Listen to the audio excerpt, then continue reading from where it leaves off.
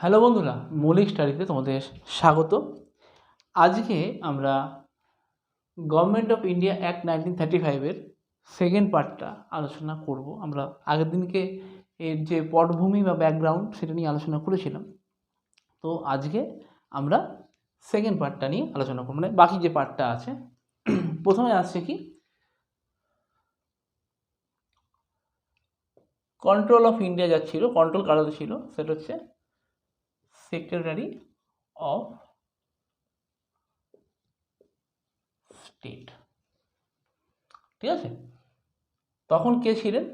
তখন ছিলেন Lawrence Dundas, DUNDAS। ঠিক আছে, কন্ট্রোল অফ ইন্ডিয়া এর ছিল। এক্ষেত্রে এই আইনে কি করা হলো, ইন্ডিয়ান কাউন্সিল যে মেম্বার ছিল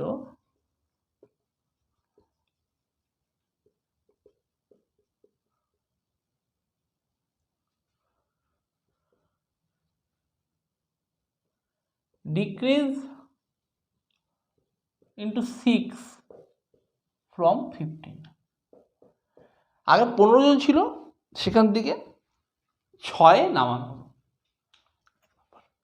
আচ্ছা, এরপর এদেরকে আর ইন্ডিয়ান কাউন্সিল মেম্বার, কাউন্সিলর বলছে না, এদেরকে বলছিল অ্যাডভাইজার। এদেরকে বলা হলো অ্যাডভাইজার, এদেরকে আর রাখা হলো না, এদের অ্যাডভাইজার হলো। ঠিক আছে তো? আচ্ছা, 1919-এ বার্মাকে সেপারেট করে দেওয়া হয়েছিল। Burma separated from India.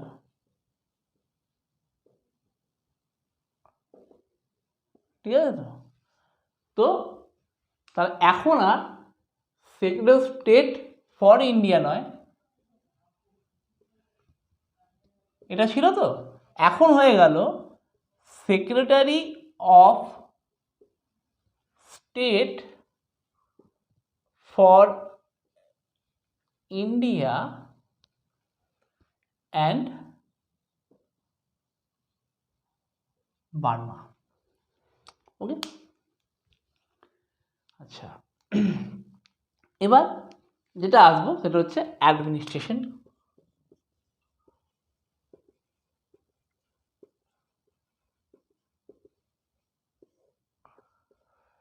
আগে যা ছিল সেম অ্যাজ মন্টেগু চেমসফোর্ড, এখানে কোনো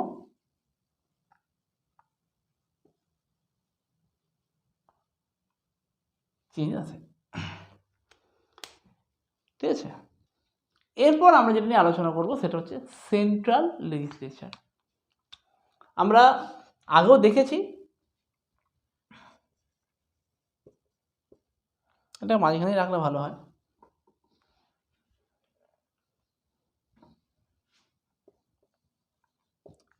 আগেরটা করে কম্পারিজন করলেই হয়ে যাবে।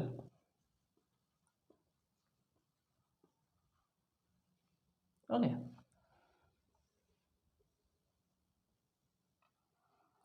এটা 1935। এই গভর্নমেন্ট অফ ইন্ডিয়া 1935-এর সেন্ট্রাল লেজিসলেচার বা কেন্দ্রীয় আইনসভা যেটা, সেটাতে কীরকম অবস্থা ছিল।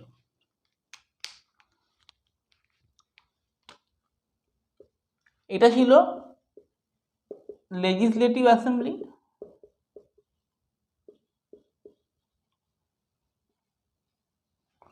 এটা হচ্ছে কাউন্সিল অফ স্টেটস, এটাকে বলা হতো আপার হাউস, এটাকে বলা হতো লোয়ার হাউস। ঠিক আছে, বা এটাকে আরেকটা নামও ডাকা হতো, সেটা হচ্ছে ফেডারেল অ্যাসেম্বলি। এখানে কতজনকে রাখা হলো? এইখানে রাখা হলো 375 জনকে, আর এইখানে হচ্ছে 260 জন মেম্বার, 260। এই 375-এর মধ্যে এখানে ভাঙা হলো এটাকে প্রিন্সলি স্টেটস, প্রাদেশিক রাজ্যগুলো ছিল, আর ব্রিটিশ ইন্ডিয়া।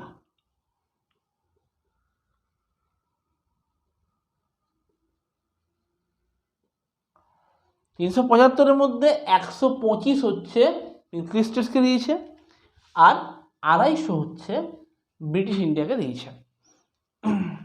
আর এই দিকে 260-এর মধ্যে ব্রিটিশ ইন্ডিয়া পাচ্ছে 156, আর প্রিন্সলি স্টেট পাচ্ছে 104। ওকে, এটা ছিল সেন্ট্রাল লেজিসলেচারের একটা স্ট্রাকচারটা। এরপর তো এই act, government of India act 1935 কি প্রপোজ করলো? বললো যে একটা অল ইন্ডিয়া ফেডারেশন, এটা এর করে দাও ক্যাপিটাল হাতের, অল ইন্ডিয়া ফেডারেশন একটা তৈরি করা হবে, আর এই ফেডারেশনে প্রভিন্স আর প্রিন্সলি স্টেটসটা নিয়ে ফেডারেশনে তৈরি হবে। ঠিক আছে, propose to establish an all India federation and this federation should consist of Province and princely states. Princely states ইচ্ছা করলে ফেডারেশনে জয়েন করতে পারে, নাও করতে পারে। যদি জয়েন করে তাহলে ওদেরকে একটা ইনস্ট্রুমেন্ট অফ অ্যাকসেশন সাইন করতে হবে। ওকে,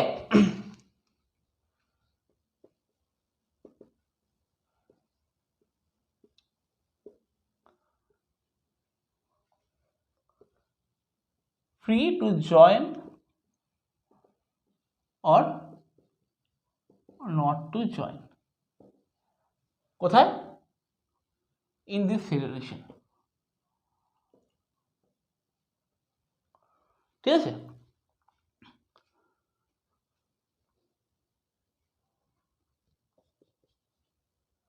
if join the federation,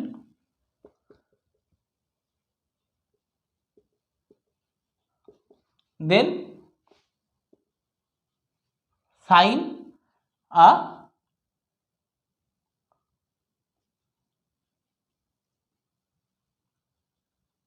instrument of accession,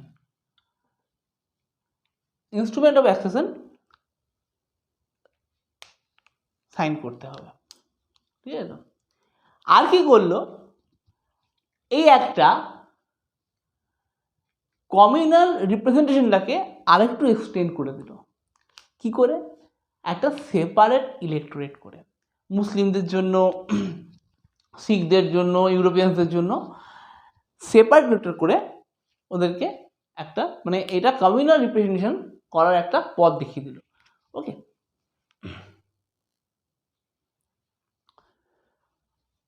বললাম না, further extended the principle of communal representation by provided separate electorate. মানে সাম্প্রদায়িক প্রতিনিধিত্বকে এরা আরেকটু মানে ইয়ে করলো, যে আরেকটু বাড়িয়ে দিল। হ্যাঁ, মুসলিমদের জন্য, শিখদের জন্য, ইউরোপিয়ানদের জন্য, ল্যান্ডলর্ডসদের জন্য, ওমেন্সদের জন্য, লেবারদের জন্য একটা করে সেপারেট ইলেকটোরেট তৈরি করে দেওয়া হলো। আচ্ছা, এরপরে যেটা হচ্ছে সাবজেক্ট। ওখানে যেমন সাবজেক্ট ভাগ ছিল, এখানেও সাবজেক্টের ভাগ। আগে ওখানে সেন্ট্রাল আর প্রভিন্স ছিল, এখন কি হয়ে গেল? এখানে 3টে ভাগ হয়ে গেল, সেন্ট্রাল, প্রভিন্স আর একটা হচ্ছে কনকারেন্ট, যেটা এখন চলছে। এখন বর্তমানে রাজ্য, কেন্দ্র আর যুগ্ম। ঠিক আছে, তো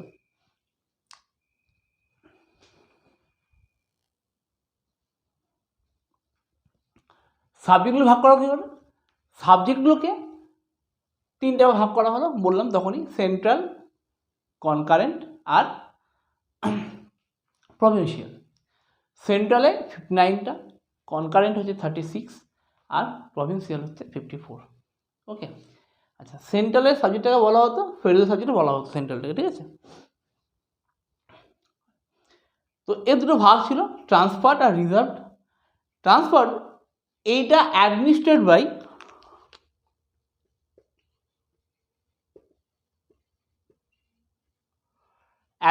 বাই ভাইসরয় অ্যান্ড মিনিস্টার্স, আর রিজার্ভটা হতো ভাইসরয় আর তার এক্সিকিউটিভ কাউন্সিল, ঠিক আছে তো, মানে এক্সিকিউটিভ কাউন্সিলর যারা ছিল তাদেরকে নিয়ে। কনকারেন্ট তো দুটোকেই বোথ মিলে মানে চালাতে হতো। আর প্রভিন্সে কী ছিল, প্রভিন্সে যা আছে সেন্ট্রাল কোনোভাবেই নাক গলাবে না। এখানে সেন্ট্রাল নেভার ইন্টারফেয়ার, কোনোভাবেই এখানে নাক গলাতে পারবে না। এইখানে কি ছিল, গভর্নর, এটা কারা অ্যাডমিনিস্ট্রেট করতো, গভর্নর অ্যান্ড ইন্ডিয়ান মিনিস্টার্স, ঠিক আছে। একটা ভালো জিনিস দেখুন, এইখানে কিন্তু এই একটা সেন্ট্রাল লেভেলে ডাবল গভর্নমেন্ট,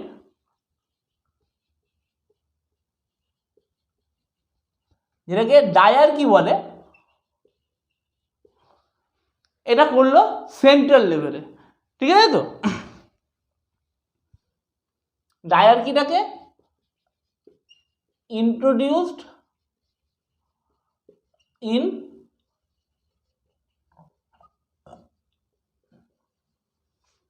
সেন্ট্রাল লেভেল, ওকে। তাহলে এই গেল আমার সেন্ট্রাল লেজিসলেচারের যা ছিল সেই বক্তব্য। স্ক্রিনশট মেরে নিন, তাহলে সুবিধা হবে, কারণ আমাকে আবার নেক্সট ইয়ার যেতে হবে। আরেকটা আছে, সেটা হচ্ছে রেসিডুয়াল সাবজেক্ট।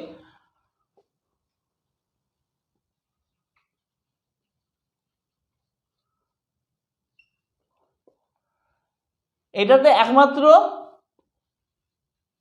ভাইসরয় ল তৈরি করবে, ঠিক আছে তো। আর কেউ মানে কারোর সাথে কোনো লিঙ্ক থাকবে না, ঠিক আছে। রেসিডুয়াল সাবজেক্টের মধ্যে খালি ভাইসরয় এইটা সম্বন্ধে লটা তৈরি করবে, ঠিক আছে। এরপর আমরা আসবো প্রভিন্সিয়ালে।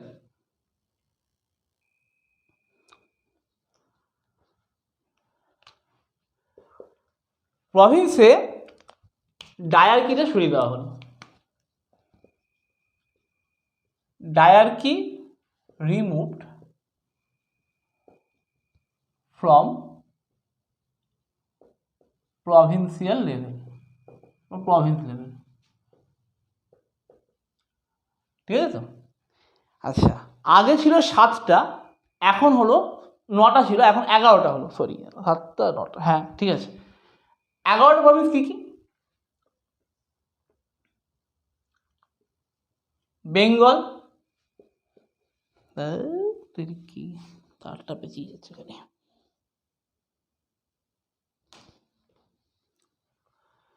ইউনাইটেড প্রভিন্স,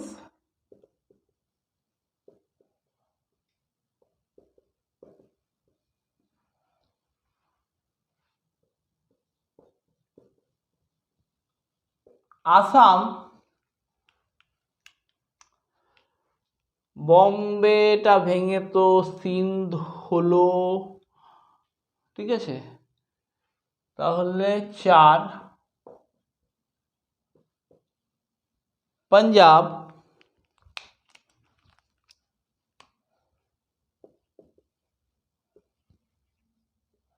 আচ্ছা যেটা বললাম 11খানা প্রভিন্স হলো, হ্যাঁ 11 প্রভিন্স, নামটা ধরেই নি, 11 প্রভিন্সেস।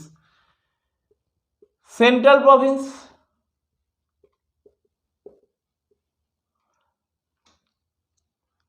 ওকে।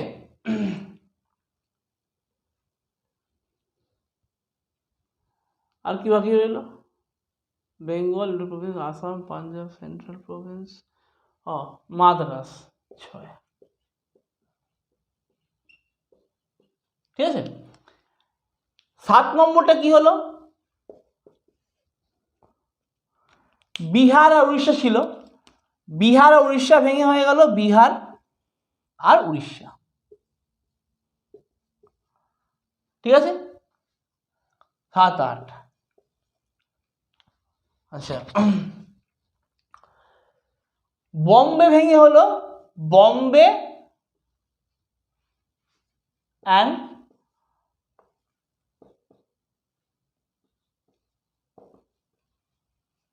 সিন্ধ, এইটা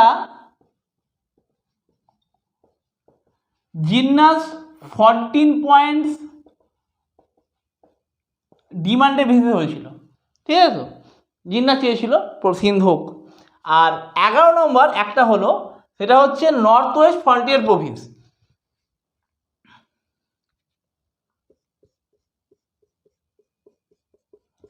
এ 1931 ডিসেম্বরে প্রভিন্স হয়েছিল, প্রভিন্সের মর্যাদা পেয়েছিল, ঠিক আছে তো, আগে প্রভিন্স ছিল না, মানে ঠিক আছে। নর্থ ওয়েস্ট ফ্রন্টিয়ার এই 11টা প্রভিন্সে ভাঙা হলো, ঠিক আছে তো। সাইমন কমিশনের রিপোর্টে বেস করে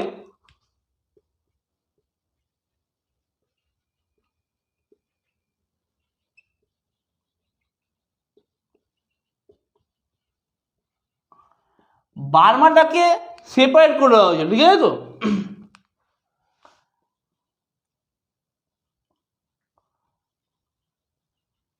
বার্মা অ্যাক্ট পাস্ট, এটা বার্মা অ্যাক্ট ছিল 1935 হয়েছিল, হ্যাঁ। বার্মা অ্যাক্ট পাস্ট, যেটা বার্মা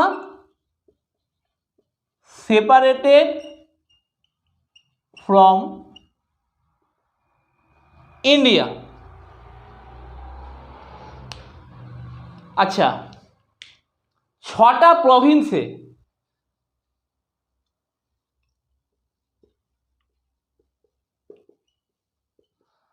বাইক্যামেরালিজম ইন্ট্রোডিউস করা হলো।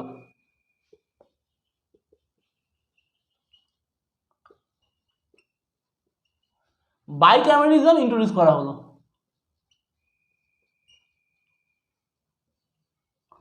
ছটা প্রভিন্সে, কোন 6টা প্রভিন্সে?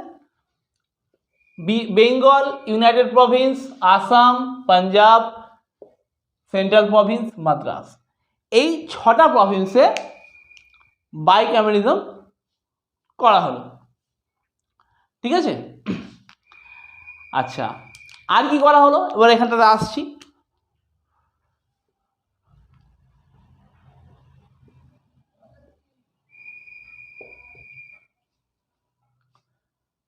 একটা federal court,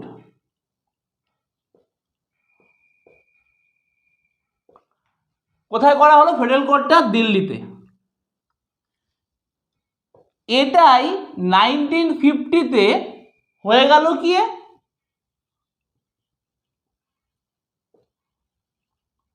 supreme court. Federal কোর্টে কেন করা হয়েছিল? ফেডারেল কোর্টে কেন করা হয়েছিল? টু রিজলভ ডিসপুট বিটুইন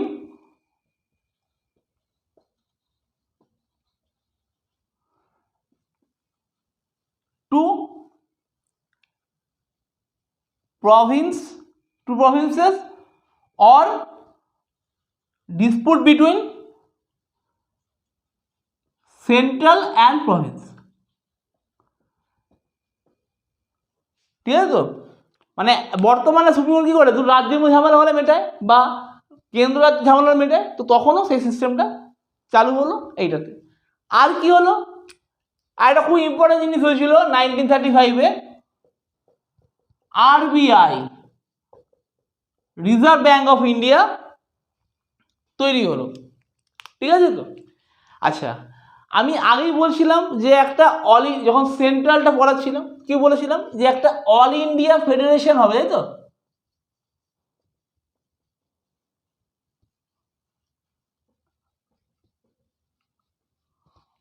হলো না, অল ইন্ডিয়া ফেডারেশন হলো না, কারণ এখানে কোনো প্রিন্সলি স্টেট জয়েন করেনি, ওকে। আর এইটা ছিল লার্জেস্ট অ্যাক্ট, এটাকে বলা হয় লার্জেস্ট অ্যাক্ট, কারণ প্রায় 321টা সেকশন,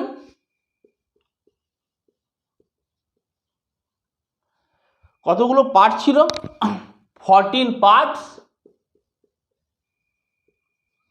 আর 10 শিডিউলস। ওকে, তো এই গেল আমার গভর্নমেন্ট অফ ইন্ডিয়া অ্যাক্ট 1935। এরপরে আমরা একটা এর মানে 1947-এর ইন্ডিয়া অ্যাক্ট হয়েছিল, সেটা নিয়ে একটু আলোচনা করব, তাহলেই আমাদের এই পার্টটা শেষ হয়ে যাবে। তারপর আমরা গণপরিষদে ঢুকবো, কনস্টিটিউশন অ্যাসেম্বলিতে। ওকে, আজকের মতো এটুকুই।